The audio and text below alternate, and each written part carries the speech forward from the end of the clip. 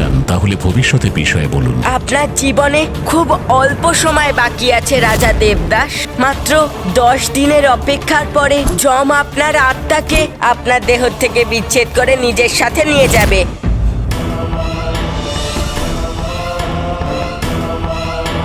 রাজা দেবদাস, আপনি প্রভাবিত না হয়ে থাকতে পারবেন না। আপনি পিতাকে কাশীর থেকে দূরে নিয়ে গিয়ে মাকে কতটা কষ্ট দিয়েছেন, এর জন্য আফসোস আপনি এখন করবেন যখন আমি আপনাকে মায়ের নবরূপের কাহিনী শোনাবো।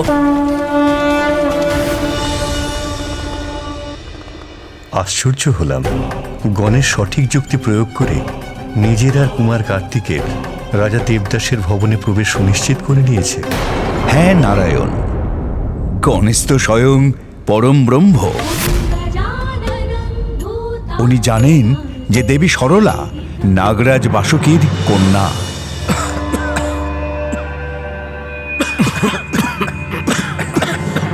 নারায়ণ, শ্রী গণেশ আর কুমার কার্তিক রাজা দেবদাসের ভবনে পৌঁছে তো গেছেন, কিন্তু সে নবরাত্রির ব্রতর জন্য রাজি করাবে কিভাবে?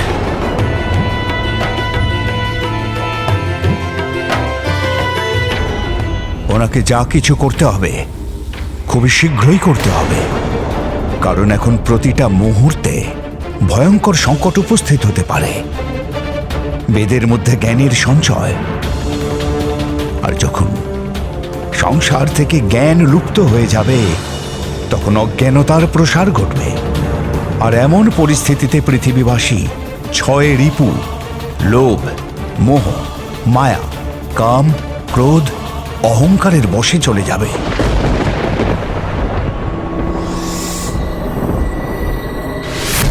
ओम दे शांति अंतरिक्ष शांति,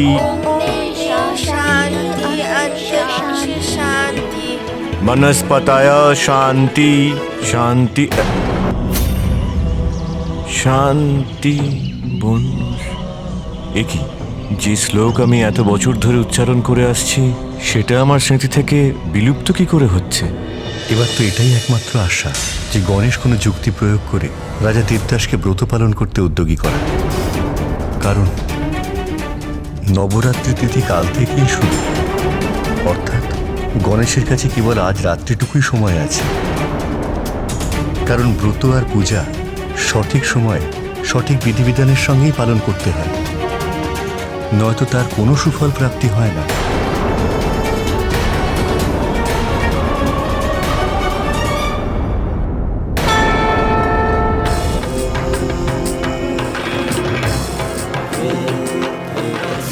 যার ব্যক্তিত্ব এমন অদ্ভুত দিব্য আভায় পরিপূর্ণ, তেমন ব্রাহ্মণ বালকের দর্শন পাবার সৌভাগ্য তো আমার আগে হয়নি।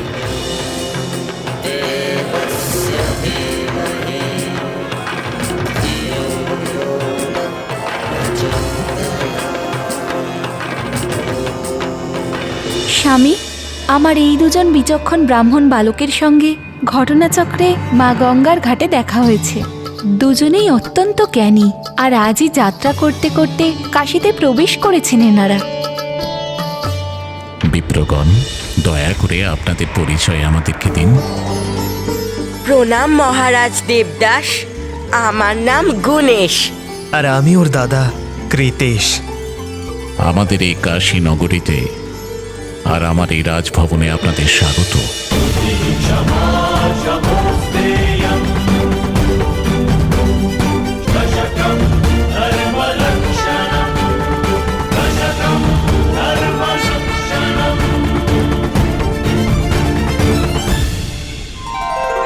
এমনিতে তো বিদ্বানদের দর্শনকেই শ্রেষ্ঠ মনে করা হয়, কিন্তু যদি আপনারা আমাকে জ্ঞান রস পানের অনুমতি দেন তাহলে তা আমার পরম সৌভাগ্য হবে। ব্রাহ্মণ দেবগণ, আমার স্বামীকেও ওনার অতীতের সম্পর্কে কিছু বলুন।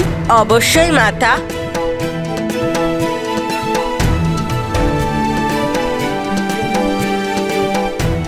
ক্ষমা করবেন, যা আগে ঘটে গেছে তার চর্চা তো অনেক জ্যোতিষী করতে পারেন, তার উল্লেখ করে লাভ কি? যদি কিছু বলতেই পারেন তাহলে ভবিষ্যতের বিষয়ে বলুন, ভবিষ্যতে আমার কি হতে চলেছে।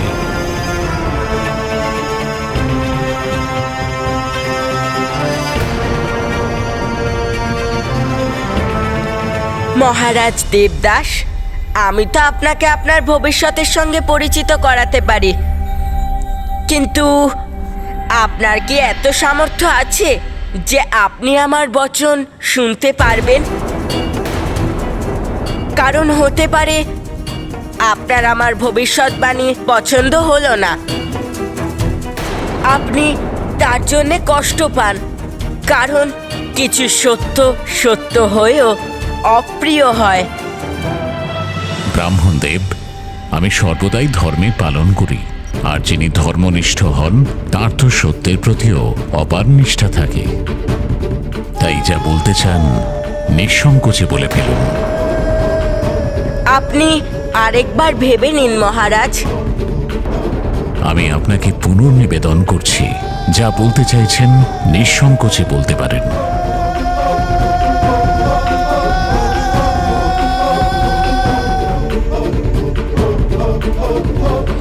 তাহলে শুনুন মহারাজ,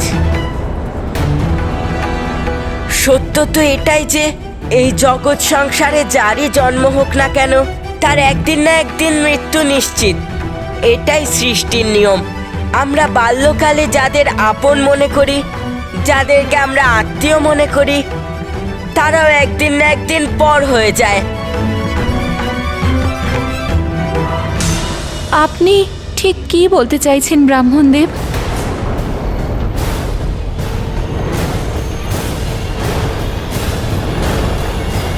এটাই যে আপনার জীবনের আর অল্প সময় বাকি মহারাজ দেবদাস।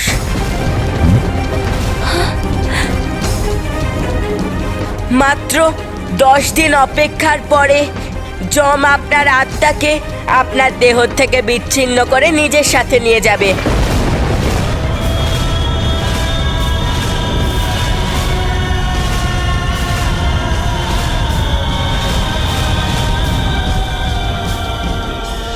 নারায়ণ, এই প্রথম পূজ্য শ্রী গণেশ এই কি ঘোষণা করে দিল? রাজা দেবদাস তো ধর্মপরায়ণ, পরোপকারী, সৎ। ওনাকে বোঝাবার বদলে ওনার মৃত্যুর ঘোষণা। প্রথম পূজনীয় শ্রী গণেশ অনুচিত কিচ্ছু করবেন না, কিন্তু কিন্তু একজন ধর্মপরায়ণ রাজার ব্যাপারে উনি এরকম অমঙ্গলকারী শব্দ কেন বললেন? গণেশ শুধুমাত্র তাই বলেছে যা মহাগণাধিপতির ইচ্ছা। তারই ইচ্ছা শব্দ ধারণ করে গণেশের মুখ থেকে প্রকট হয়েছে। শ্রী মহাগণাধিপতির ইচ্ছাই হলো অটল বিধান, যেটা কেউ খণ্ডাতে পারবে না। এটার অর্থ হলো ব্রহ্মদেব শ্রী গণেশের কথা সত্যরূপে প্রতিপন্ন হবে, কিন্তু সেটা কেন? অগ্নিদেব, গণেশ কখনো কারোর ক্ষতি বা মৃত্যুর কামনা করতে পারে না। ও তো ভগবানের ভক্ত, নির্দোষ আর ধর্মনিষ্ঠ লোকেদের সাহায্য করার জন্য সদা তৎপর থাকে। রাজা দেবদাসকে নিয়ে গণেশের ঘোষণার পেছনে অবশ্যই তার কোনো লীলা লুকিয়ে আছে,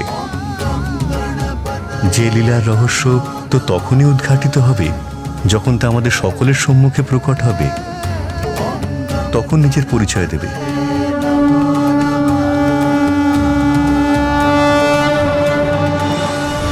না, থামুন। কেমন ব্রাহ্মণ দেব আপনারা? আপনি নিজের মুখে এমন অশুভ কথা কি করে বলতে পারলেন ব্রাহ্মণ দেব? আমি আপনাদের অতিথি রূপে স্বীকার করে আমার গৃহে নিমন্ত্রণ জানিয়েছি। আমি আর আমার স্বামী দুজনে আপনাদের যত্ন আর সেবা করেছি, আর আপনারা আমারই বিধবা হয়ে যাওয়ার ভবিষ্যৎবাণী করলেন।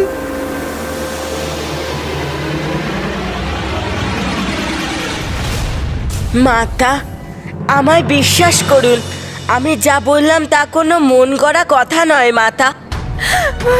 আমি তো কেবল জ্যোতিষবিদ্যার এক সাধারণ ব্রাহ্মণ, আর আমার বিদ্যানুসারে এটাই বাস্তব মাতা। কিন্তু এটা হওয়াও তো সম্ভব যে আপনি এখন যা যা বললেন তা সঠিক নয়। আপনারই হয়তো কোনো ভুল হচ্ছে। না মা, গণেশের গণনায় কখনো কোনো ভুল হয় না। সেই জন্য ও আপনাকে আগেই সাবধান করেছিল। ও যা বলতে চলেছে তা হয়তো আপনি শুনে সহ্য করতে পারবেন না। কিন্তু মাতা, আপনি এত ব্যাকুল হচ্ছেন কেন? মৃত্যু তো সংসারের অন্তিম সত্য। বাকি 10 দিন থাকুক বা 1 বছর, এই সংসারে প্রত্যেক প্রাণীর মৃত্যু তো একদিন না একদিন নিশ্চয় হবে। আর মৃত্যু মাতা, মৃত্যু তো মাত্র এই নশ্বর শরীরেরই হয়।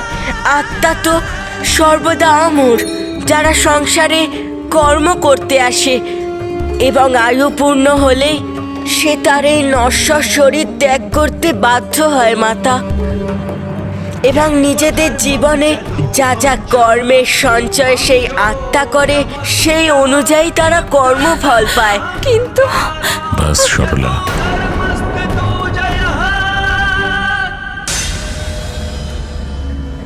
ব্রাহ্মণদেব, আমি আপনার ভবিষ্যৎবাণী অগ্রাহ্য করছি।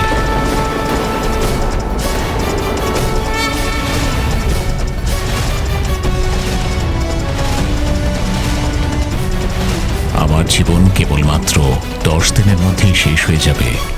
আমি আপনার এই ভবিষ্যৎবাণী মানতে পারছি না।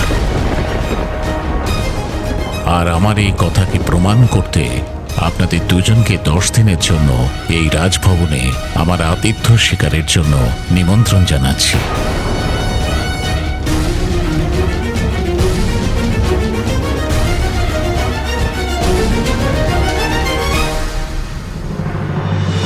আমায় ক্ষমা করবেন মহারাজ, কিন্তু আমি আপনার নিমন্ত্রণ গ্রহণ করতে পারবো না। এই শ্রী গণেশ কি করছেন? উনি দেবদাসের এই নিমন্ত্রণ অস্বীকার করছেন কেন? এটাই তো শ্রী গণেশ আর কুমার কার্তিকের লক্ষ্য ছিল যে রাজা দেবদাসের রাজভবনে যাবেন আর ওনাকে বোঝাবেন আর আশ্রয় নেবেন। কিন্তু উনি না কেন করছেন? কিন্তু আপনারা আমার নিমন্ত্রণ কেন গ্রহণ করতে পারছেন না? আপনাদের কি এ বিষয়ে সংশয় আছে যে আমার কথাই সত্য প্রমাণিত হবে? আর আপনাদের গণনায় বিচ্যুতির জন্য আপনারা কাশীতে লজ্জিত বোধ করবেন? না রাজা, আমরা তো তা নিয়ে একটুও চিন্তা করছি না। আসলে কাল থেকে নবরাত্রির পুণ্যতিথি শুরু হচ্ছে। আমি আর আমার অনুজ গুণেশ নবরাত্রির এই তিথিতে 9 দিনের ব্রত পালন করি এবং পুজো করি। তাতে তো আপনাদের কোনো সমস্যা হবে না, কারণ আমি এবং দেবী সরলা আপনাদের ব্রত এবং পুজোর যাবতীয় ব্যবস্থা করব। আপনারা কি আমাদের আতিথ্য গ্রহণ করবেন?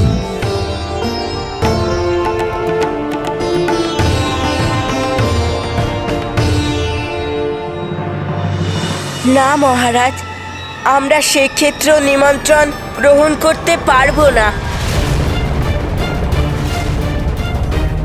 আমরা এখানে ব্রত এবং পূজা করতে পারবো না। কিন্তু কেন নয় ব্রাহ্মণদেব? আপনারা এখানে কেন পুজো করবেন না? আমি আর দাদা এখানে তখনই থাকতে পারবো যখন আপনি আর মাতাও এই ব্রত এবং পূজায় সম্মিলিত হবেন। কিন্তু আমি আর গুণেশ আপনাকে ব্রত পালন করার জন্য জোর তো করতে পারবো না। আপনি আমাদের অনুমতি দিন। Welcome to Beaton World. How may I assist you? নতুন ফ্ল্যাটের জন্য একটা স্ট্যান্ড ফ্যান আর কুলার নেব। এই পচা গরম থেকে একটু স্বস্তি চাই। বাজার চলতে সব ব্র্যান্ড আর ভরসাযোগ্য নয়। তার জন্য তো আমাদের ফ্যান আছে, all purpose bullet table fan, ceiling fan. আমাদের সিলিং ফ্যান কিন্তু 30 মাসের ওয়ারেন্টি সহ পাওয়া যায়। আছে ফারাটা 2 বছরের ওয়ারেন্টি। 17 থেকে 20 মিটার এয়ার ফ্লো, মধ্যবিত্তের সাধ্যের মধ্যে একমাত্র ভরসাযোগ্য ব্র্যান্ড বিটেন। আমাদের কুলারের কিন্তু অনেক range, 45 litres, 50 litres, 70 litres, 90 litres, 110 litres. Honeycomb সহযোগে বিটেনের সব কুলারের ওয়ারেন্টি 1 বছর। চেনা হাওয়ায় অচেনা অনুভূতির জন্য একমাত্র আদর্শ বিটেন। গরমে স্বস্তি পেতে বিটেনের ফ্যান হোক বা কুলার, আজই আনুন বাড়িতে। Beaten, digitally yours.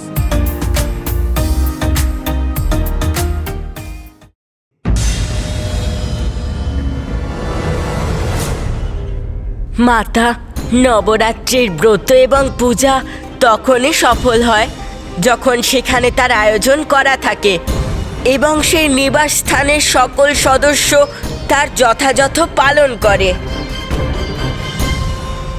আমি আর দাদা এখানে তখনই থাকতে পারবো যখন আপনি আর মাতাও এই ব্রত এবং পূজায় সম্মিলিত হবেন।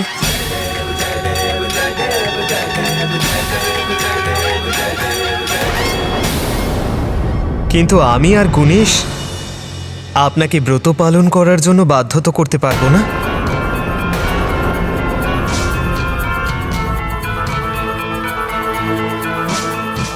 সেই জন্য এই মুহূর্তে আমরা এখানে থাকতে পারবো না।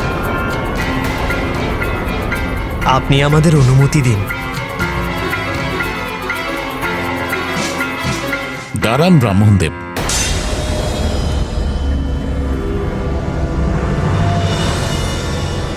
অতিথিদের ইচ্ছা আমাদের শিরোধার্য।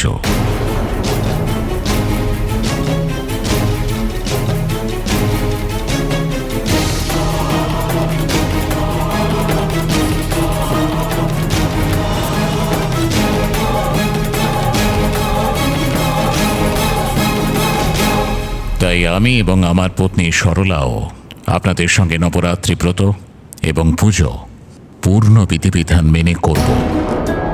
এ তো অতি উত্তম হবে। তাহলে তো দেখতে দেখতেই 9টা দিন খুব সহজেই কেটে যাবে। আর সেই সঙ্গে আপনাদের ভবিষ্যৎবাণীরও সত্যতা প্রমাণিত হবে। তাহলে ঠিক আছে মহারাজ, কাল থেকে ব্রত এবং পূজার সাথে আমি আপনাকে মায়ের নবরূপের কাহিনীও শোনাবো। কিন্তু ব্রাহ্মণদেব, ব্রত রাখার জন্য আমাদের নবরূপের কাহিনী শোনার প্রয়োজনীয়তা কি? কারণ আপনারা যেভাবে এই কাহিনী শুনবেন তখন আপনারা নিজেরাই এই প্রশ্নগুলোর উত্তর পেয়ে যাবেন। আর আপনারা এটাও জানতে পারবেন যে কেন আপনার জীবনে আর 10 দিন মাত্র বাকি। আপনি কি নিজের জীবনের এই সত্যিকে গ্রহণ করতে পারবেন?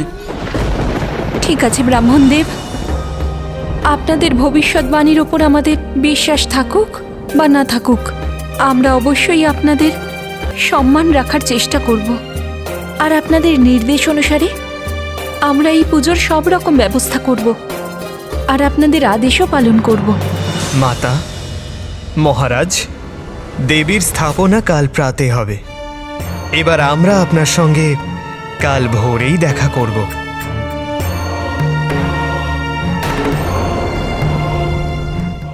বেদের দেবী অত্যন্ত কষ্টের মধ্যে আছেন। তোমার অজ্ঞানতাই তোমার বিনাশের কারণ হবে দুর্গমাসুর। বেদ না থাকলে সংসার থেকে জ্ঞান লুপ্ত হয়ে যাবে। আমি তো জ্ঞানই লুপ্ত করতে চাই, যেখানে মূর্খতার প্রভাব থাকবে সেই রকমই পৃথিবী চাই আমি। Welcome to Beaten World. How may I assist you? নতুন ফ্ল্যাটের জন্য একটা স্ট্যান্ড ফ্যান আর কুলার নেব। এই পচা গরম থেকে একটু স্বস্তি চাই। বাজার চলতে সব ব্র্যান্ড আর ভরসাযোগ্য নয়। তার জন্য তো আমাদের ফ্যান আছে, all purpose bullet table fan, ceiling fan. আমাদের সিলিং ফ্যান কিন্তু 30 মাসের ওয়ারেন্টি সহ পাওয়া যায়। আছে ফারাটা 2 বছরের ওয়ারেন্টি। 17 থেকে 20 মিটার এয়ার ফ্লো, মধ্যবিত্তের সাধ্যের মধ্যে একমাত্র ভরসাযোগ্য ব্র্যান্ড বিটেন। আমাদের কুলারের কিন্তু অনেক range, 45 litres, 50 litres, 70 litres, 90 litres, 110 litres. Honeycomb সহযোগে বিটেনের সব কুলারের ওয়ারেন্টি 1 বছর। চেনা হাওয়ায় অচেনা অনুভূতির জন্য একমাত্র আদর্শ বিটেন। গরমে স্বস্তি পেতে বিটেনের ফ্যান হোক বা কুলার, আজই আনুন বাড়িতে। Beaten, digitally yours.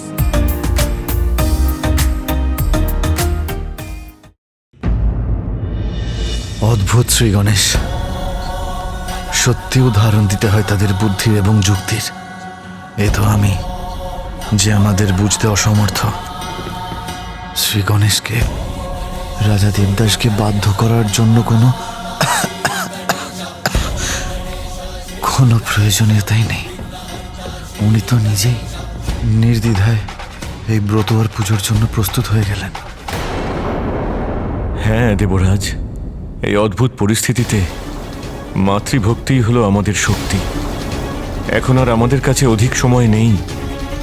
আমাদের শুধু একটা আশাই করা উচিত যে শ্রী গণেশ আর কুমার কার্তিকেও মাতার নবরূপের কাহিনী শুনিয়ে আগামী 10 দিনের মধ্যে রাজা দেবদাসের হৃদয় পরিবর্তন করতে সক্ষম হবেন, আর রাজা দেবদাস কাশী ত্যাগ করার জন্য প্রস্তুত হয়ে যাবেন। কিন্তু যদি এমনটা না হয় তো?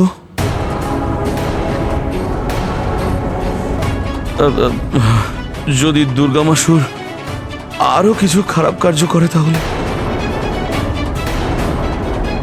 এইভাবে তো বেদ সংসার থেকে বিলুপ্ত হয়ে যাবে। কিন্তু ভক্তি কখনো অসফল হয় না। আমার পূর্ণ বিশ্বাস আছে যে গণেশ অবশ্যই কোনো না কোনো বুদ্ধি খাটিয়ে রাজা দেবদাসের হৃদয় পরিবর্তন করে নিজের কার্য সুসম্পন্ন করবে। আমাদেরও গণেশের দেখানো পথ অনুযায়ী কাল দিবসেই ব্রত এবং পূজা আরম্ভ করতে হবে, কারণ আমার মনে হচ্ছে যেন বেদের দেবী অত্যন্ত কষ্টে আছেন।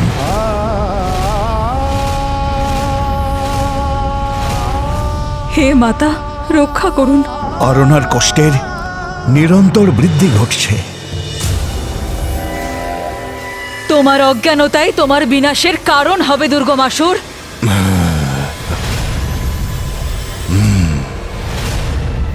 দেবী, জ্ঞান হলো ব্যর্থ, আর তার মহিমাও ব্যর্থ। বেদের দেবী, জ্ঞান পরাজিত হয়েছে আমার শক্তির সামনে। আর দেখুন, আমি ব্রহ্মলোকে প্রবেশ করে আপনাকে হরণ করে এনেছি। আর এবার আমি আপনাকে এখানেই রাখব, যেখানে আপনার অস্তিত্বই থাকবে না। ধীরে ধীরে ধোঁয়া হয়ে বিলুপ্ত হয়ে যাবেন আপনি, আর বেদ ধ্বংস হয়ে যাবে। বেদ ধ্বংস হয়ে যাবে। মূর্খ অসুর, বেদ না থাকলে সংসার থেকে জ্ঞান লুপ্ত হয়ে যাবে। জ্ঞান? আমি তো জ্ঞানই লুপ্ত করতে চাই, যেখানে মূর্খতার প্রভাব থাকবে। সেই রকমই পৃথিবী চাই আমি, কারণ মূর্খ প্রাণীদের উপর শাসন করা অত্যন্ত সহজ হয়। এটাও আপনি জানেন না? জ্ঞানের ভাণ্ডারের দেবী, বেদের দেবী।